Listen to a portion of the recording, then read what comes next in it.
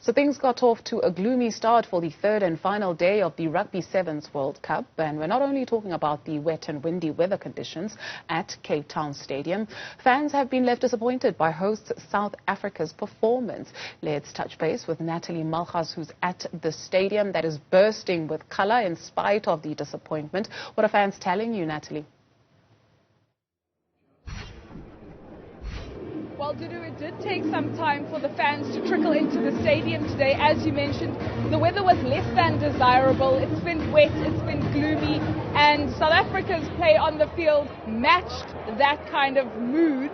I now am standing with a few of the fans who have made their way here, bearing in mind the organisers, the city administration anticipated around 150,000 spectators over the last 3 days, and we're not quite up to that capacity today. Right now I'm joined by Haley and Matthew from the Cape Town southern suburbs. They are fully kitted out in their Springbok gear, so let's just hear their moods. Haley, I'll start with you. How has the gear been? Has the energy on the field matched your energy here in the stand? It has, even if the box didn't do what they had to do, but it has matched the gears. I love it. My first time here, amazing. Matthew, off air you were saying this has actually been quite emotional for you. You came kitted out, backing your boys, and then they didn't quite live up to the expectation. Yes, we are a little bit disappointed in how they performed, but it doesn't detract from the peeping gears that's here at the stadium. We haven't missed a sevens, any of the events. This is probably the best event to be at. It is a World Cup. It is about the love of rugby. Unfortunately, your team hasn't performed well. Right now, New Zealand and Ireland are taking to the field for a semi-final game. Who are you backing this time around? Well, since I'm kitted in that came out wrong, eh?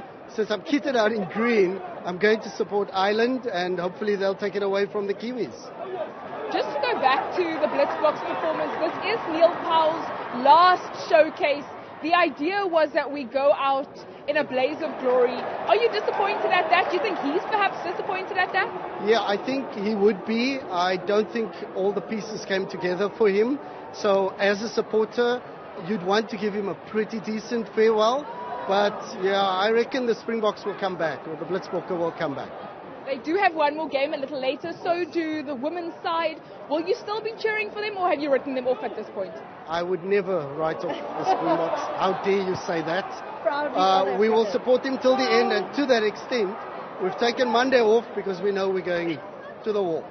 Thank you, Matthew. You and just about every other fan here, Dudu, is not to be expected at work tomorrow, because all of them have echoed that sentiment. They're here for the love of rugby. Their team may not necessarily have progressed to the next rounds or may even end off this tournament with a podium finish, but they're here to support the game that's at play here. And thank you so much, Matthew and Haley. They, as I mentioned, echo the sentiments of all the people sitting in the stands today. They're going big no matter what.